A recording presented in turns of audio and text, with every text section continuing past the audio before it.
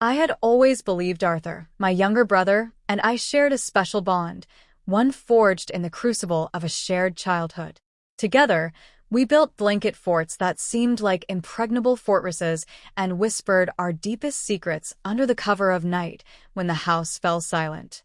Arthur, with his wide, trusting eyes and ready smile, was my shadow, my eternal squire. I protected him from neighborhood bullies, helped him with his homework, and was always on his side. Even when we grew up and life scattered us to different cities, me, a free-spirited artist, to a bohemian, ever-buzzing metropolis, and him, a pragmatic financier, to a polished, ambitious financial hub, I believed that this thread between us was unbreakable. That belief began to crack when Arthur met Katherine. Katherine wasn't just a girlfriend.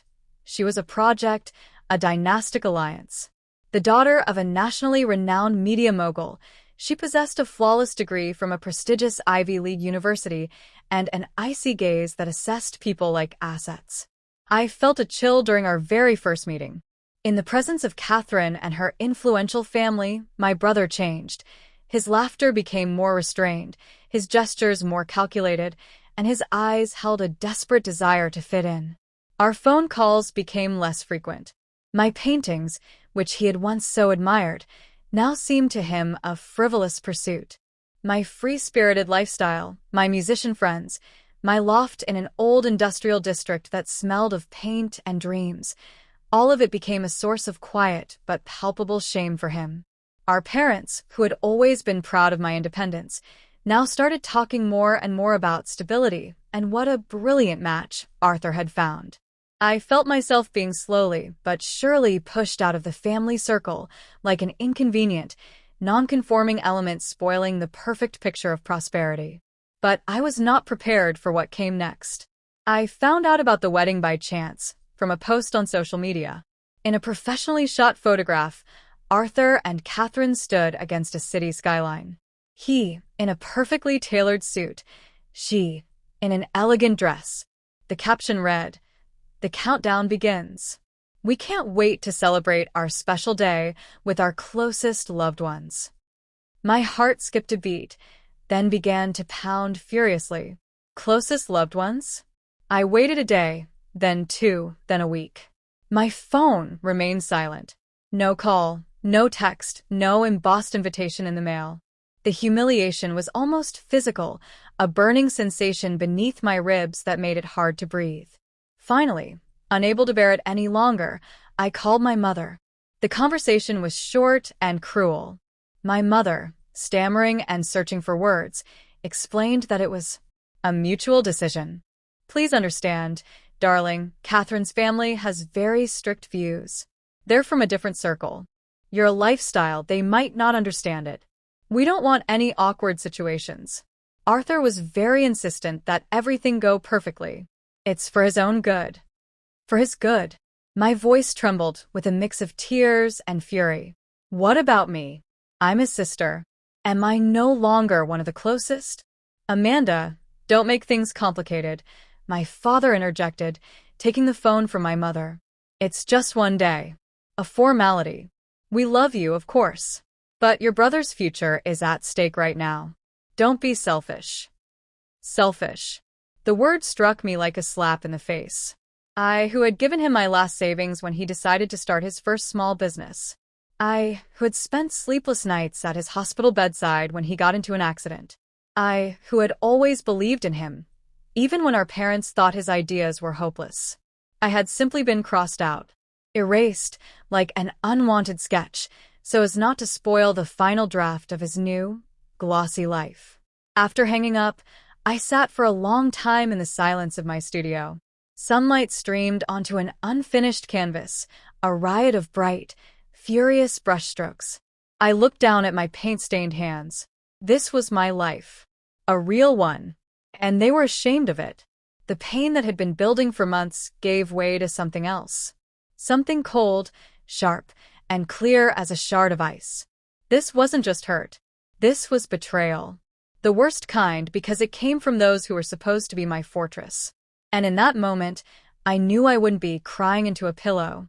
I wouldn't let them erase me so easily. If they were so afraid of awkward situations, I would give them one they would never forget. I wouldn't seek revenge. I would simply give them back the very truth they were trying so hard to hide behind the facade of a lavish wedding. The preparations took 2 months. I worked like a woman possessed, selling several large canvases and using all my savings. This was my new project, the most important one of my life. I called it the reckoning. First, I transformed myself. No more oversized sweaters and paint-splattered jeans. I hired a stylist who curated a wardrobe worthy of a first lady, severe yet incredibly elegant dresses, expensive high heels, and flawless hair and makeup that accentuated my high cheekbones and the ice that now glinted in my eyes. I lost weight, my features sharpened, and the reflection in the mirror was that of a stranger, a predatory and incredibly beautiful woman. In parallel, I investigated. I had always known that Arthur's startup capital had a murky origin. My parents said it was a lucky loan, but I remembered our grandmother dying shortly before, leaving us both a considerable inheritance. Arthur had handled all the paperwork. He told me he had invested the money in a risky venture that failed. Trusting soul that I had believed him and even felt sorry for him. Now, I dug up all the documents. Through an old lawyer friend of my father's, I obtained a copy of the will.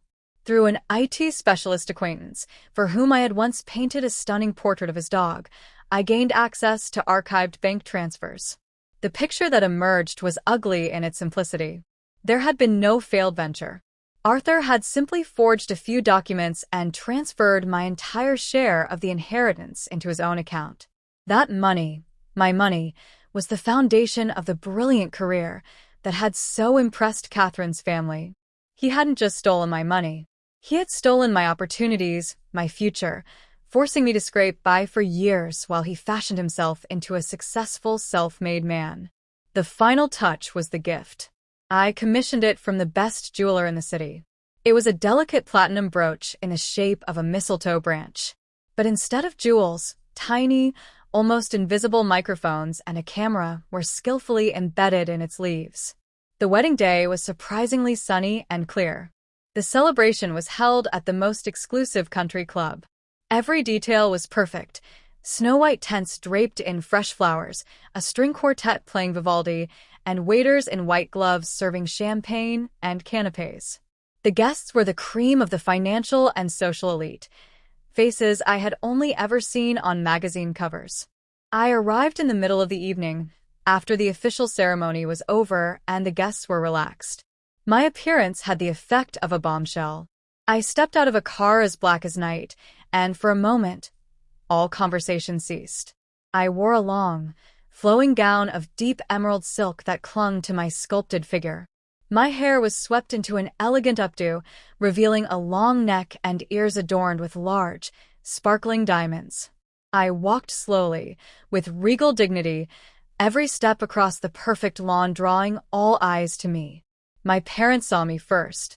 My mother gasped and pressed a hand to her mouth, her face turning pale. My father scowled, anger flashing in his eyes. Arthur, standing beside his new wife, froze with a glass in his hand, his face a mask of horror.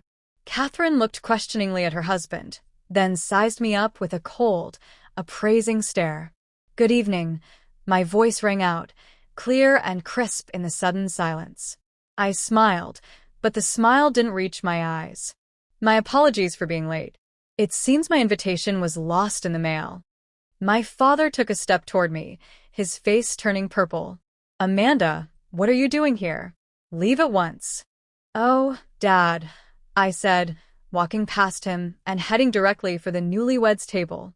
I couldn't possibly miss the most important day in my beloved little brother's life. I even prepared a toast. I took a glass of champagne from a stunned waiter. The wedding planner, sensing trouble, tried to intervene, but I stopped him with a single, imperious glance. The guests watched, holding their breath. This was better than any planned entertainment. To Arthur and Katherine, I began, my eyes sweeping over the crowd. "I look at you both, so beautiful and successful, and my heart is filled with feelings. I remember Arthur as a very different person. A little boy who was afraid of the dark and would always run to my bed. A boy who swore that when he grew up, he would build me the biggest, most beautiful house in the world, because I was his best sister and his greatest protector. My voice wavered slightly, but I mastered my emotions. Arthur was as white as a sheet. Katherine was now looking at him with growing suspicion. They say that behind every successful man is a great woman. In my brother's case, that is absolutely true. Except that woman isn't only his beautiful bride, to whom I certainly wish all the happiness. At the very beginning of his journey, at the very foundation of his dizzying career, there was another woman, his sister. I paused, letting the words sink in. When our grandmother passed away, she left us her estate, to be shared equally between me and Arthur. I was a young, naive artist back then, and I knew nothing about finances. So I trusted my brother. He told me that our money was gone. A bad investment. I believed him. And for years, while I was counting every penny to buy paint and canvases, my brother was building his empire. On my money. A murmur rippled through the hall. Katherine's father, who had been sitting with an inscrutable expression, tensed up. "You're lying," Arthur shouted, his voice cracking. "She's making it all up. She's just jealous." Jealous. I gave a bitter laugh. "No, little brother. I pity you. I brought you a wedding gift. To clear up any doubts." I walked over to the large screen that had been displaying a slideshow of the happy couple. With a flick of my wrist, I connected my phone. And then documents appeared on the screen. A copy of the will. Bank statements clearly showing the transfer of the entire sum into Arthur's personal account. A forged power of attorney in my name. It was all there, graphic, irrefutable, and devastating. That's a fake," Arthur stammered, looking around for support but finding only shocked and judgmental stares. "Is it?" I raised an eyebrow. "Then perhaps this isn't." I played an audio file. It was a recent conversation I'd had with him, after I already knew the truth, when I had tried to appeal to his conscience. His voice, recorded by the brooch I had discreetly activated during a brief meeting the day before, boomed across the venue, smug, cynical, and cruel. "Yeah, I took the money. So what? You would have just wasted it on your paints anyway. I put it to good use. Look at where I am. And look at where you are. It was the best investment in our family's future. You should be thanking me. And if you breathe a word of this, especially to Katherine's family, I will destroy you. You are nothing, and I am everything." The recording ended. A dead, deafening silence fell. The only sound was the chirping of a cricket in the grass somewhere. Katherine slowly turned to her new husband. Her face was devoid of all expression, but her eyes held an arctic coldness that made Arthur flinch. Her father, the media mogul whose reputation was his entire world, rose slowly from his seat. He said nothing. He simply gave Arthur a look that promised nothing but total and unconditional ruin. The family Arthur had so desperately wanted to join, the one he had bought with my betrayal, was crumbling before his eyes, less than a day after it had been formed. I set my glass down on the table. My mission was complete. I didn't scream, or cry, or gloat. I just looked my brother in the eye, and in my gaze, he would find not hatred, but an endless, scorched desert where our shared love and trust had once been. "Enjoy the evening," I said quietly. Turning around, I walked as slowly and gracefully toward the exit, under the shocked stares of hundreds of guests. I didn't look back. Behind me, a world built on lies was crumbling. And ahead of me, in the light of the setting sun, my own life awaited. Difficult, imperfect, but honest. And for the first time in a very long time, I felt I could breathe freely. I hadn't just surprised the guests. I had reclaimed myself. If you like this story, please like this video, subscribe to the channel, and share your impressions of this story in the comments. To listen to the next story, click on the box on the left, and thank you for watching.